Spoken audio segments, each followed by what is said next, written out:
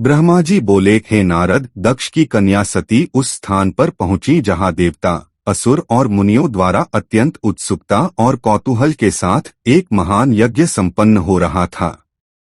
वहां पहुंचकर सती ने अपने पिता के भव्य भवन को देखा, जो अद्भुत और आश्चर्यजनक वस्तुओं से भरा हुआ था। वह भवन प्रकाशमान, सुंदर और देवताओं एवं ऋषियों के समूह से शोभायमान था। सती भवन के द्वार पर पहुंचकर रुकीं और अपने वाहन नंदी से उतरकर अकेली ही शीघ्रता से यज्ञ स्थल के भीतर चली गईं।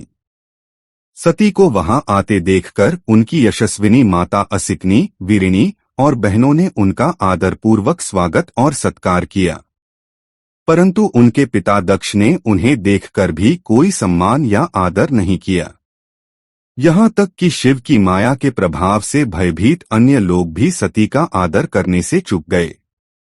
हे मुनि, जब सब लोगों ने सती का अपमान किया तो वह अत्यंत विस्मित हुई, फिर भी उन्होंने अपने माता पिता को प्रणाम किया।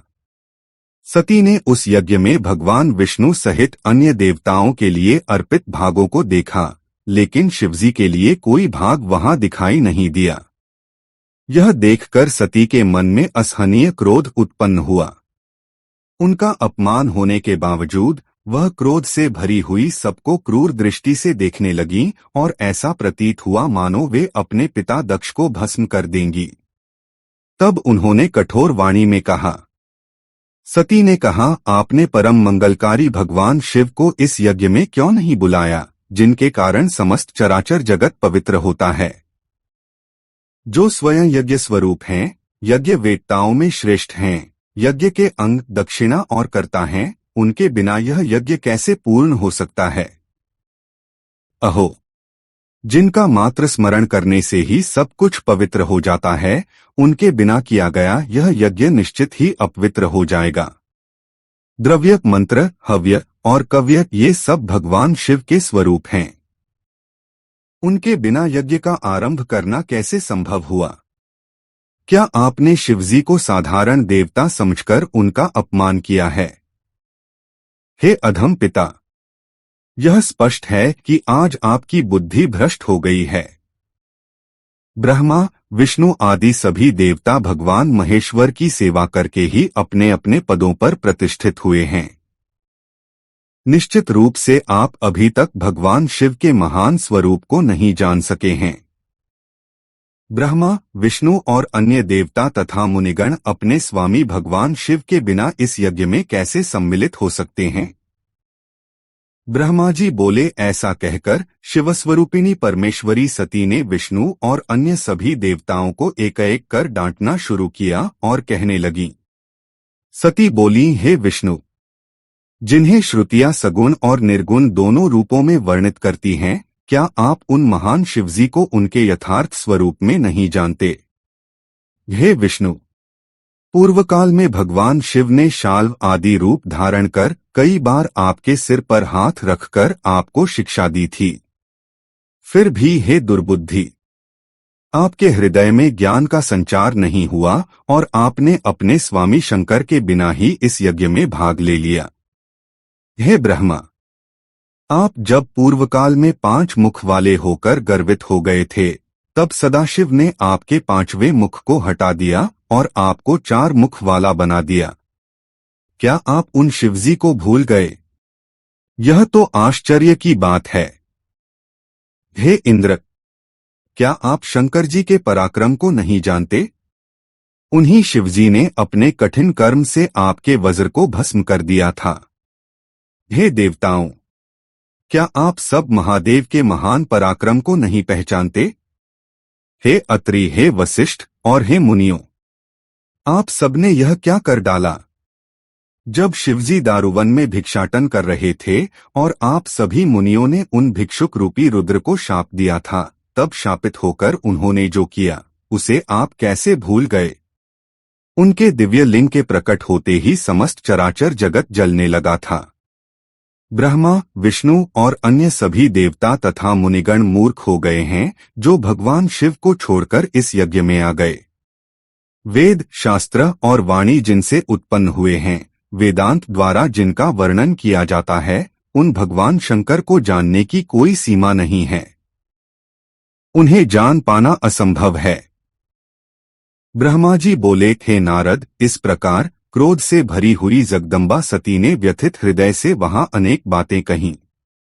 श्री विष्णु और अन्य सभी देवता तथा मुनि जो वहां उपस्थित थे, उनकी बातें सुनकर भय से व्याकुल हो गए और मौन हो गए।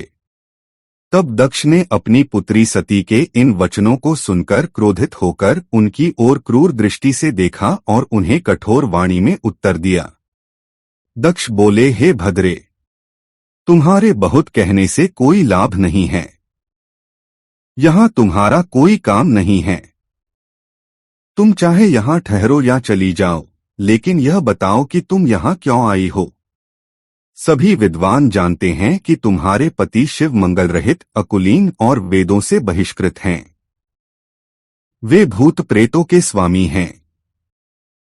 इसलिए हे पुत्री, मैंने बुद्धिमानी से यह समझकर इस यज्ञ में कुवेशधारी शिव को देवताओं और ऋषियों की इस सभा में नहीं बुलाया। मुझ पापी और दुर्बुद्धि ने ब्रह्मा जी की प्रेरणा पर शास्त्र के अर्थ को न समझते हुए उद्दंड और दुरात्मा रुद्र को तुम्हारे लिए वर के रूप में स्वीकार कर लिया। इसलिए हे शुचिस्मिते, तुम क्रोध त्याग कर शांत हो जाओ। यदि तुम इस यज्ञ में आ ही गई हो तो अपना भाग ग्रहण करो और यहीं रुक जाओ। ब्रह्मा जी बोले, दक्ष के इस प्रकार निंदात्मक वचनों को सुनकर त्रिभुवन में पूजनीय उनकी पुत्री सती अत्यंत क्रोधित हो गईं। सती मन ही मन सोचने लगी, अब मैं शंकर जी के पास कैसे जाऊंगी। मैं तो शिवजी को देखना चाहती हूँ, परंतु यदि उन्होंने मुझसे इस यज्ञ में आने का कारण पूछा तो मैं क्या उत्तर दूंगी। तदनंतर तीनों लोकों की जननी वे सती क्रोध से भरी हुई लंबी लंबी श्वासें लेने लगीं और दूषित चित्त वाले अपने पिता दक्ष से कहने लगीं। सती बोली, जो व्यक्ति महादेव जी की निंदा करता है या जो उनकी निंदा को सुनता है, वे दोनों तब तक नरक में पड़े रहते हैं जब तक यह सूर्य और चंद्रमा आकाश में विद्यमान हैं। आठ हे तात, मैं इस शरीर को त्यागने के लिए अग्नि में प्रवेश करूंगी। अपने स्वामी शिवजी का अपमान सुनने के बाद अब इस जीवन का कोई प्रयोजन नहीं रह गया है। यदि कोई व्यक्ति शिव निंदा सुनता है और उसमें प्रतिकार करने की शक्ति है तो उसे स्वयं उस निंदक की जीभ बलपूर्वक काट देनी चाहिए। तभी वह व्यक्ति शिव निंदा सुनने के पाप से मुक्त हो सकता है। इसमें कोई संशय नहीं है। यदि कोई व्यक्ति असमर्थ हो तो विद्वानों का कहना है कि वह तुरंत अपने कान बंद करके वहां से चला जाए। ऐसा करने से वह पाप से मुक्त हो सकता है। ब्रह्मा जी बोले, इस प्रकार धर्म की नीति समझाकर सती पश्चात्ताप करने लगीं। उन्होंने व्यथित हृदय से भगवान शिव के वचनों को स्मरण किया। तदनंतर अत्यधिक क्रोधित होकर सती ने दक्ष और वहां उपस्थित विष्णु, देवताओं और मुनियों से निर्भय होकर कहा।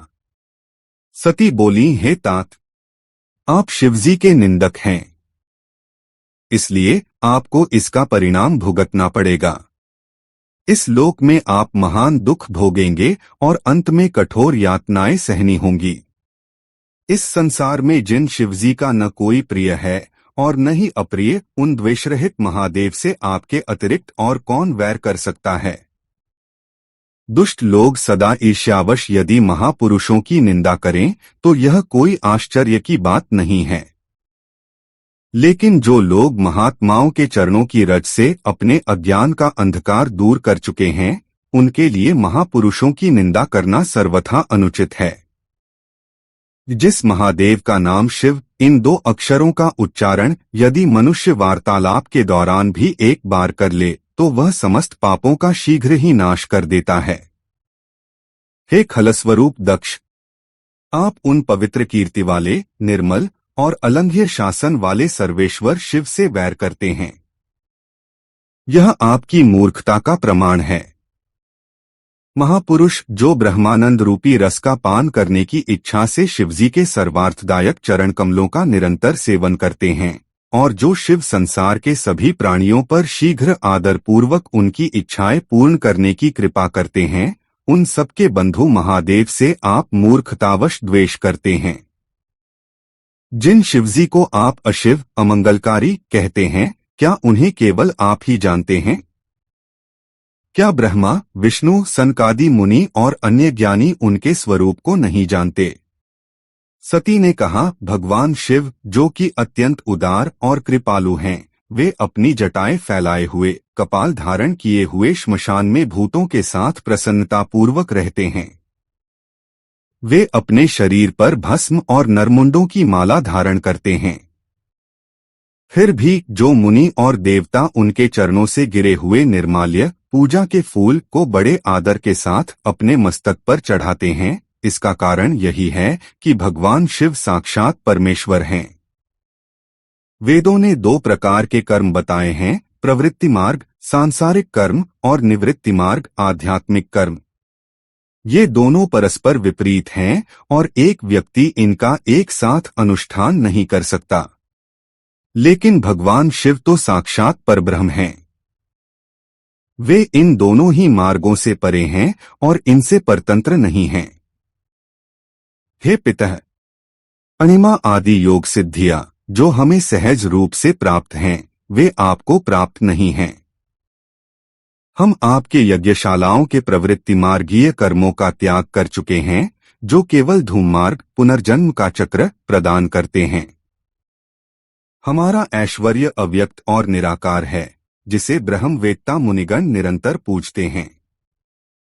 लेकिन आपकी बुद्धि विपरीत दिशा में चल रही है, इसलिए आपको गर्व नहीं करना चाहिए। तो अधिक कहने से क्या लाभ? आप दुष्ट हृदय और दूषित बुद्धि के व्यक्ति हैं। आपके जैसे व्यक्ति से उत्पन्न हुए इस शरीर से भी मेरा कोई प्रयोजन नहीं है। ऐसे दुष्ट जन्म को धिक्कार है जो महापुरुषों के प्रति अपराध करता है। एक विद्वान व्यक्ति को ऐसे संबंधों का त्याग कर देना चाहिए। जिस समय भगवान शिव मुझे दाक्षायणी कहकर पुकारेंगे, उस समय मेरा हृदय अत्यंत दुखी हो जाएगा। इसलिए इस शरीर को, जो आपके अंग से उत्पन्न हुआ है और जो शव के समान घृणित है, मैं तुरंत त्याग दूंगी और इससे मुक्ति पाकर सुखी हो जाऊंगी। हे देवताओं और मुनियों, मेरी बात ध्यानपूर्वक सुने। आप सभी का यह कर्म अत्यंत अनुचित है। आप सब मूर्ख हैं, क्योंकि शिवजी की निंदा और कलह ही आपको प्रिय है। अतः भगवान शंकर आप सभी को इस कुकर्म का पूरा पूरा दंड देंगे। ब्रह्मा जी ने कहा, हे नारद, यज्ञ में दक्ष और देवताओं से ऐसा कहकर देवी सती चुप हो गईं और मन ही मन अपने प्रिय स्वामी भगवान शंकर का स्मरण करने लगीं।